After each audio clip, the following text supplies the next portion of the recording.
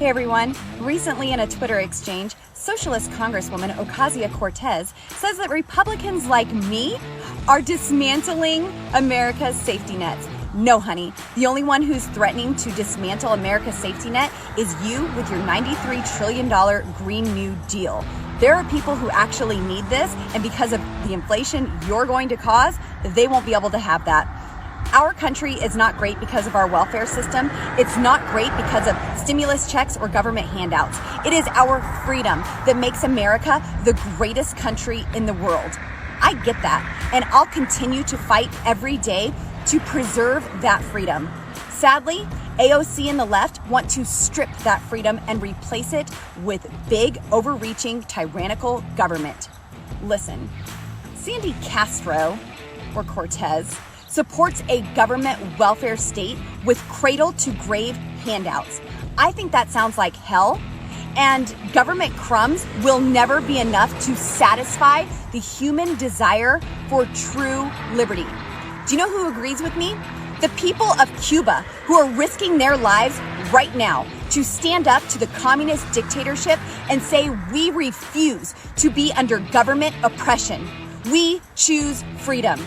From Cuba to Hong Kong, they are waving the American flag because that flag represents liberty and justice for all across the world. I want to make sure it stays that way. But AOC, she would like to see us flying the hammer and sickle. I'll always choose freedom over a government-controlled welfare system. And I stand by my statement that I made on the stage at CPAC.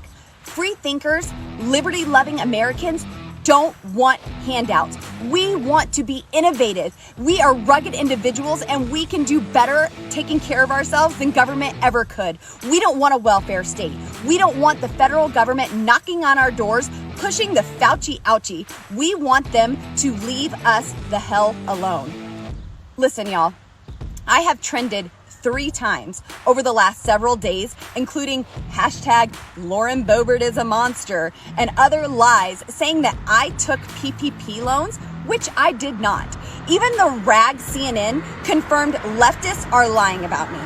So they'll continue to lie, continue to attack me. I even have 7, 8, 9 Democrats who are opposing me for this congressional seat. They have raised nearly $2 million to run against me.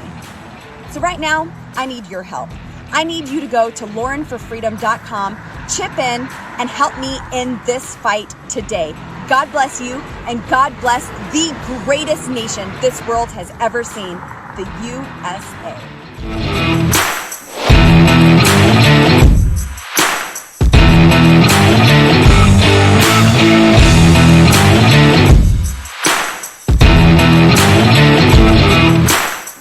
Thank you so much, Congressman Cawthorn. I am so excited for your leadership on this issue tonight. Thank you for making time to address the American people. Mr. Speaker, there are 3 people who come to mind when I think of people who cannot even give their money away. Alexandria Ocasio-Cortez, do you remember when her donations were returned to her by members of Congress because they don't want to be associated with her? Harvey Weinstein, and Joe Biden. Those 3 cannot even give money away. In fact, by July 3rd, 25 states across America will have rejected President Biden's federal unemployment benefit bonuses. I meet with organizations every day that request funds for worthwhile endeavors. Sadly, America is $28 trillion in debt and can't afford to spend the money on many of these worthy causes. But leave it to Joe Biden to try to spend money in a way that actually hurts our economy and is rejected by Republican and Democrat governors across our entire country. That's a special level of basement incompetency. We've got 9.3 million unfilled jobs, and I hear it back home. Businesses can't get people back to work because they are making more to sit at home on the couch. They would rather watch Dave Portnoy eat a slice of pizza. But then again, maybe that's not his viewers.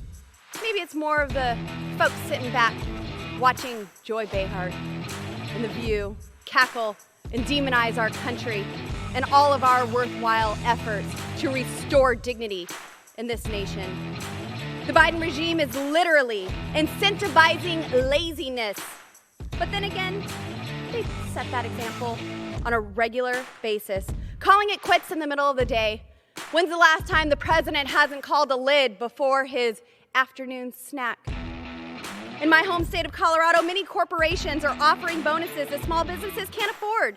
We're seeing massive signing bonuses from $10,000 to $30,000 for utility and HVAC workers, and that's simply unsustainable. According to the Colorado Restaurant Association, more than 90% of restaurants are having issues finding workers.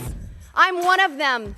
I've had employees say I cannot work more than 2 days a week. I cannot exceed 12 hours of work because it will cut into my benefits. That is un-American.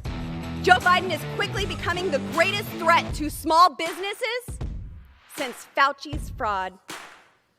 While small businesses across my district, across America, are struggling to find workers, struggling to stay open, Joe Biden is struggling to stay awake.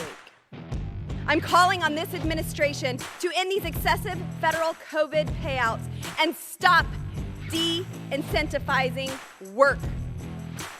Madison Cawthorn, Congressman, thank you for your leadership on this issue. And Mr. Speaker, I yield.